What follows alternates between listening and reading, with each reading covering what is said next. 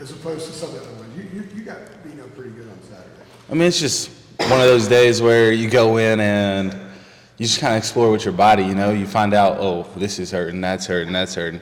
I'd say, honestly, it's going to hurt regardless. You play a full game, you're going to get hit, but it's really intense just because for my position, it's like we got to keep things up to date. We got to make sure you're feeling well, things like that. But on a Sunday, it's pretty normal. You see some guys in there, you see a lot of guys not in there, which is good to not have a lot of guys in there.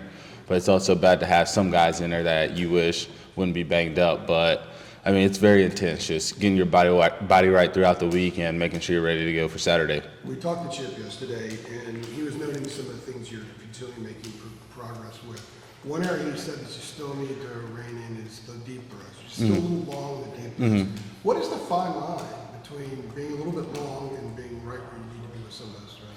It all comes down to footwork, honestly. That's my big believer. I'm a big footwork guy. If my footwork isn't bad and I miss a throw, then, like I said, it goes back to my footwork. Like, anytime I miss a throw, my footwork has to do something with it. Just because I know my arm, I have the talent for it, and just keep progressing on my footwork and making sure my feet are on time to get that ball over. I think today we took a huge stride in that, did some really good things to where a lot of deep balls that I have missed today from previous games I didn't miss today. So we're taking big strides. I'm taking big strides and just getting my feet under myself whenever the time matters for a deep ball.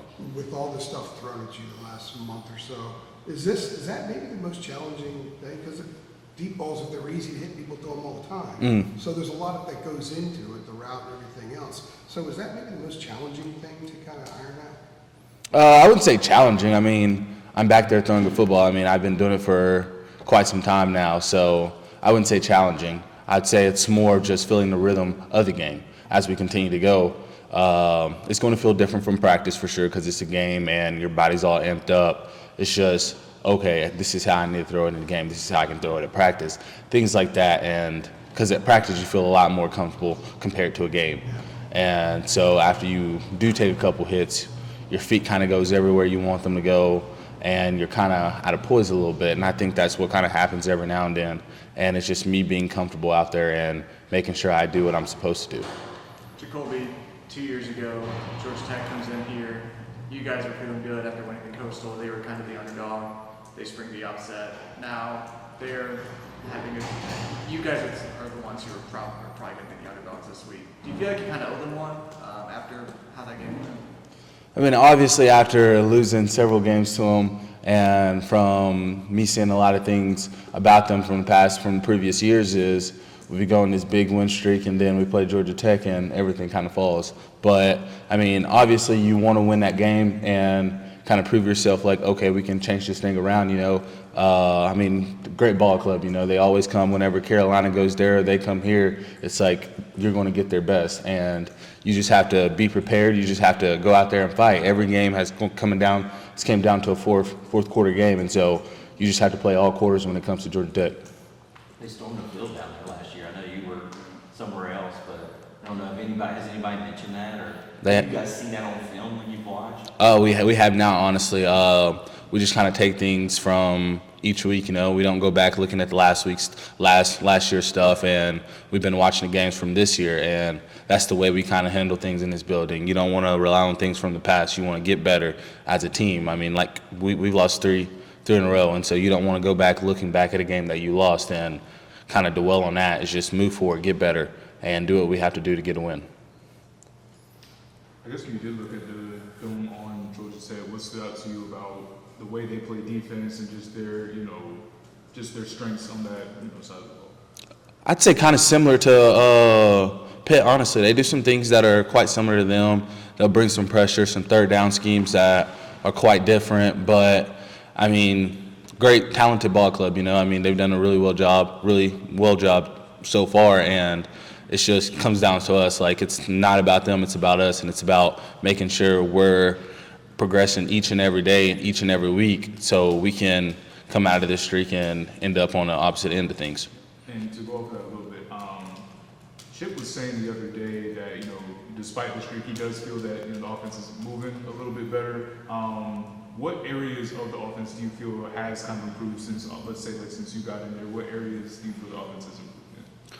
I'd say, I mean, obviously we were able to do a lot more things outside of Big O, and he's getting a lot of carries, and you don't want that much load on him throughout quarters. And so me being able to go out there and able to spread the ball around, get some quick passes out here and there, and just making sure his legs are fresh. I mean, you don't want a guy like that to go down. But overall, I think the receivers are doing a really good job of just giving me space, making sure I have room to make a throw. And O-line has done a tremendous job of giving me time to where I can deliver a good ball.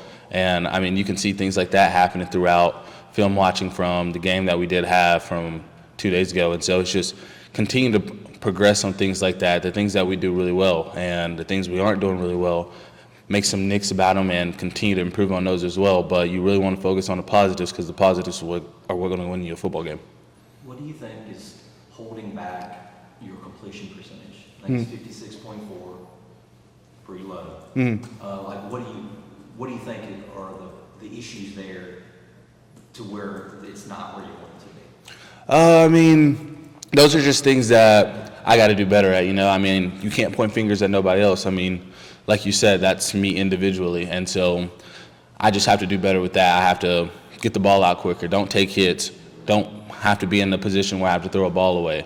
And it's just things like that, making sure I know where to go on time, and if I do have pressure, where do I go? And that's just something I have to work on, and something I'm continuing to work on. And as time goes, you'll see it go up as we continue. But third start, fourth start, just going to continue to progress, continue to make sure I'm in that playbook every day and doing what I have to do to get a win.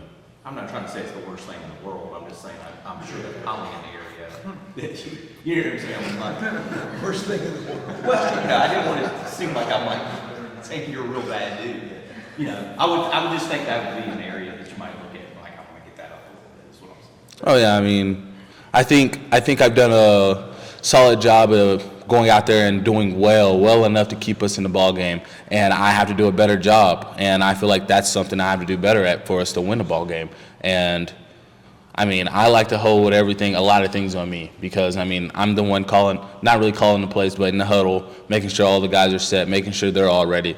And if I'm not confident, they're not confident. So, I mean, I like to put that stuff on me.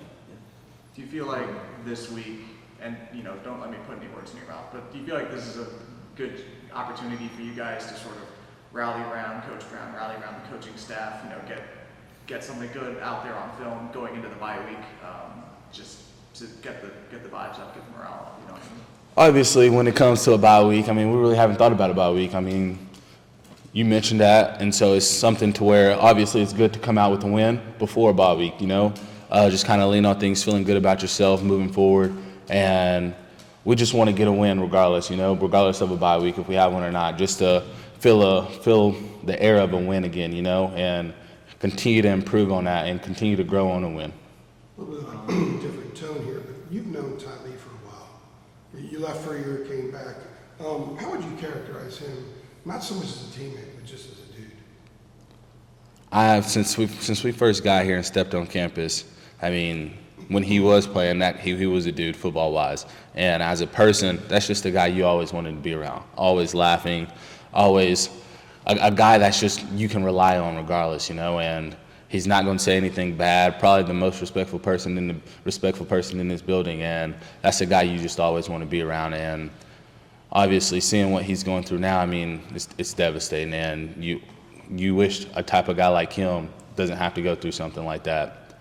I mean, he comes into the building, I mean, every single day, regardless of what he's going through, and he's always pushing, never making excuses. And I mean, it's just something you wish that didn't happen to a guy like that. When you see how he's handled this, a lot of it's been pretty public. Can you kind of gain strength through perspective? 100%. 100%. Like I said before, a guy that, regardless, he wakes up in the morning, has to do some things at the hospital, and he's here, he's up, and it gives you strength to, like, okay, if I'm hurting, he's going through something way worse than I am. I'm making excuses, and he's not making one excuse. And it's just, you see that, and it's like, he gives you so much motivation, so much morale, to where it's like, okay, yeah, I'm making excuses when I shouldn't be. Is he, along those lines, Jacolby, is Ty Lee, like you said, the motivation?